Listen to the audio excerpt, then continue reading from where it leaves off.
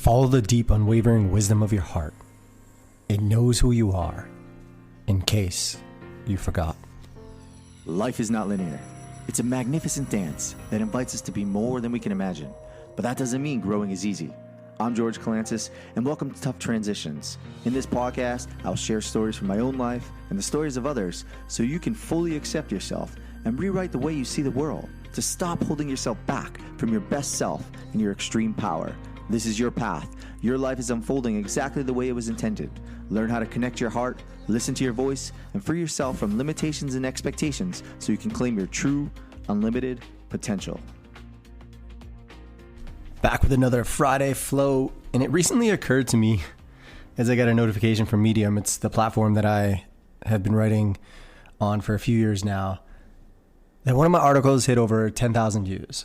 Now that's wild, because I would have never thought that an article about how I felt, which was actually not supposed to be published, which was just supposed to be a personal journal locked, would turn into a book and would turn into so many opportunities for me. It also never occurred to me that I never did a podcast on that.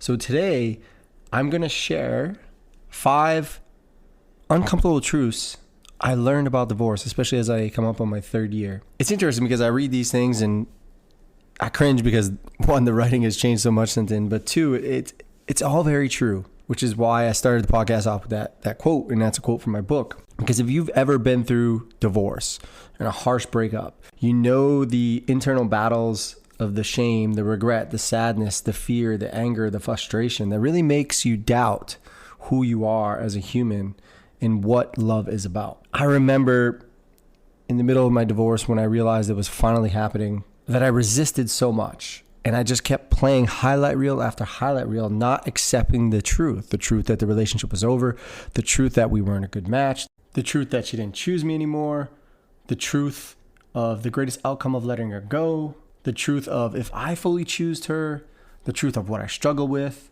the truth of what I was bad at, the truth of what she was bad at, and really that no matter what the outcome was, I was always safe if I accepted what's true and took full responsibility for my life. And so during that time of divorce, I created more stories of what marriage and fatherhood should be like, right? I tried so hard never to be like my parents, but in the end, that exact story put me in the place of them. So I'd like to share some lessons I've learned. And the first one in the article, it says, love is earned, not bought. Now, that was true at the time because I tried to buy my love. What I would say is that love is earned, never given. The reasoning behind this at the time was I really thought love was like that Hollywood romantic comedy. And learning about love has been one of the toughest things I've ever had to do in my life. In my own selfish attempt to feel accepted, I ignored my feelings and I closed off my heart, and I lost trust in myself and the outside world, despite love being right in front of me the whole time. I think a lot of people do that same thing, right? And I do not regret all the amazing things we had as a couple. Those experiences we had were amazing.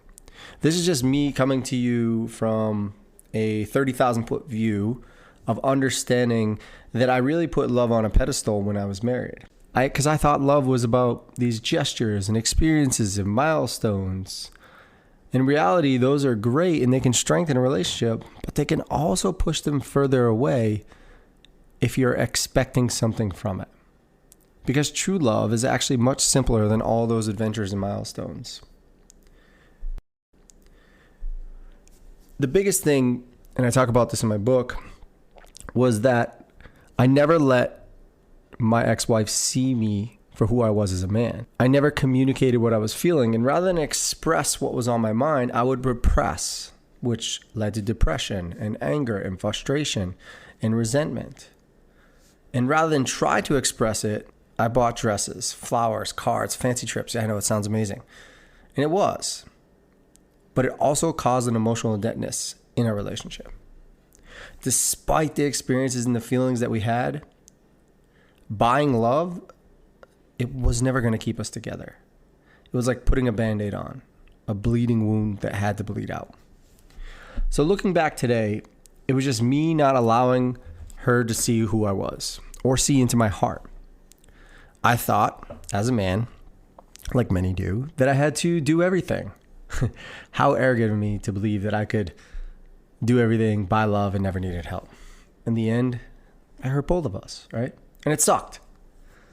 And so I think to say that you have to stop holding on to something that is meant to be free, because love thrives on freedom. You can love hard and give it your best, and someone can still choose to walk away. And that's the beautiful part about love. Because the moment you try to control it is the moment you actually forget how love works. Over the last 3 years, I've realized that freedom from love comes from accepting full responsibility for our lives. And the truth is, love is anything but easy. And every choice we make in our relationship, it comes with a consequence. And usually the struggles that we face reflect those choices we make. So if we're complaining about our relationship problems, we have to remember that our problems are usually a direct reflection of our choices. I've accepted that I'll always have a deep love for my ex-wife, just in a different way, because we had something special and we have something special now, a beautiful daughter. And that really led me to an exploration for a whole year of not dating. The second thing I've really learned is, what if soulmates weren't the ones that lasted forever? Could they be? Sure. But along my journey of divorce, I found a quote from Elizabeth Gilbert, and she said, a true soulmate is probably the most important person you'll ever meet because they tear down your walls and smack you awake. So in my story of believing that a soulmate lasted forever, I held on to things that weren't meant to be. I held on to stories that prevented the truths. After hours of coaching and therapy, I now understand that soulmates will come and go in our lives like a season, and for a reason. Deep relationships are a necessary component of life, regardless of the outcome. They help us learn, they help us grow, and they can help us support us through difficult times. So here's the spin on the soulmate lesson. I met my ex-wife when I left the Marines. She was the first person that was genuinely interested in who I was. And because I felt lost, confused, and knew nothing about myself or the civilian world, I clinged on to her in fear of abandonment, in fear of not being loved, and all the things that prevented me from opening up to the world. And we did amazing things. And what a lot of young couples do, we got married, had a baby, and it was amazing. Until my dream of the perfect world came crashing down in front of us, and the harsh reality of love smacked me dead in the face. And that left me with questioning, does a soulmate last forever? Possibly, but now I know that a true soulmate does not last forever. A soulmate is that one influential person you will meet in the life because they will tear down your walls and force you to face your addiction and struggles while giving you the tools you need to grow. And that's what happened during my marriage and divorce. And now I can be here today acknowledging the fact that relationships that do not last are here to teach you better lessons. And they have given me power to stay connected to myself deeper than ever before. And no one can take that away from me. Most importantly, it showed me my gift. The gift of feelings, the gift of vulnerability, the gift of writing. And that is probably one of the coolest things my soulmate has given me. The third thing, which has been a massive revelation for me, you are whole on your own. Your relationship status doesn't dictate your self-worth. I'm going to say that one more time. Relationship status does not dictate your self-worth. For me, from childhood to the Marines and life after, I've always found someone or something to keep close. And it wasn't until I almost took my life that I realized that there were so many parts about who I was as a man that I didn't like. That's why I was chasing relationships and materialistic things, because I wanted to avoid my pains. And I hid behind this mask, jumping from one-night stands, quick relationships, filling a void, drinking away my sorrows, all of it, even working out. And so a few months after my divorce, while I was alone, I felt more alive because I was in touch with who I was.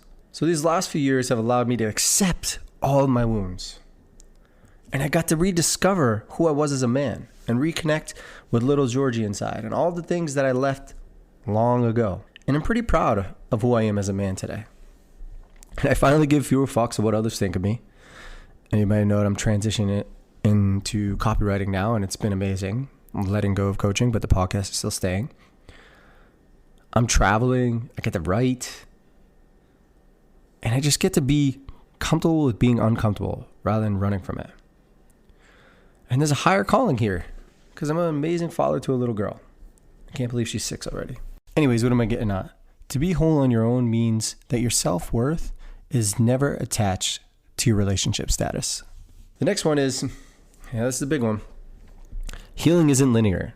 I say in my book, life is this magnificent dance that invites you to be more than you could ever imagine, which means the way that you're healing inside, it's never going to be a continued progress. It's going to have ups, downs, and everything in between. Like Lao Tzu said, it's this beautiful journey. But when I was going through a divorce, I never accepted that journey. I fucked, I drank, I partied, I did drugs, and it led me into a deep, deep depression. And then it took a near-death experience to realize that pain never disappears. Because your past never walks away from you. It follows you every chance it has until you find the courage and strength to accept it.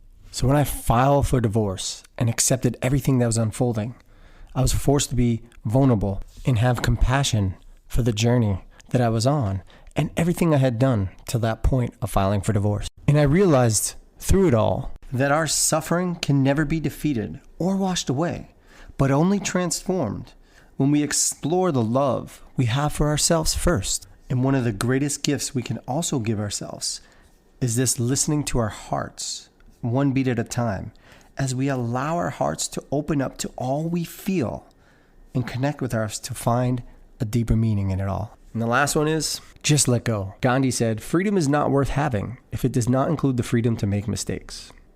Because you are not your past. And if you can find ways to use all the energy you take from holding on and release it to sit with yourself in silence and listen to your heart speak, you'll see that a new life is standing there right in front of you. Today, ask yourself, how can you fully love if you are not honest with yourself? You know those areas I'm talking about. Part of feeling the things that come from breakups and divorces, it's all part of being human. In the end, every transition is an experience to teach you a lesson if you invite them in and open to what it has to show you. You are not your past. You are who you choose to become. And for me, the reason why I'm here and able to speak about this is because with the help of therapists and coaches, I've discovered my strengths, also my weaknesses, and where I could let go of lifelong patterns and stories that I've told myself about love. And now I'm finally at peace, learning that love is meant to set you free. Love is about integrity. It's not about control. Love is about communication. Love is here to teach you. Regardless of the outcome, you are meant to grow from relationships. Just like exercise, just like anything strenuous in your body. And while I still feel some pain from divorce, some days not so much, I found a lot about who I am as a man through acceptance. I've learned to make space for what needs to come through. And to do that, I have to let my heart speak without shame or judgment. So today, nearly 3 years after my divorce, I know that I float between worlds of darkness and light because each serves its purpose.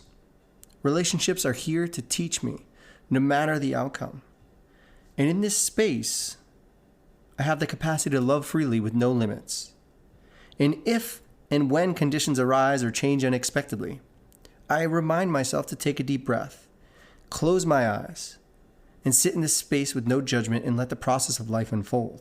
And if you can do the same and sit with yourself long enough, I'm going to tell you that time slows down and your heart will give you the courage to release things that do not serve you. And what does transform in front of you when you give yourself permission to just be is more satisfying than any other thing external or the pain you feel. I can promise you this. Because remember, you have to discover how to follow the deep, unwavering wisdom of your heart. It knows who you are, in case you forgot. Did you just like what you heard? Then make sure to check out my book, Nowhere to Go, Navigating Tough Transitions. It's available everywhere books are sold. You can also now get it from me for $1 digitally at theartoftoughTransitions.com, where you have an option to upgrade to a 5-day masterclass to really help you break free of the limitations and expectations of the world so you can tap into your true potential. Because what are you waiting for? Life is this magnificent dance that invites you to be more than you could ever imagine, but only if you give yourself permission to be open to the many tunes in front of you right now. Thanks for listening. Share it, review it, and I'll see you around soon.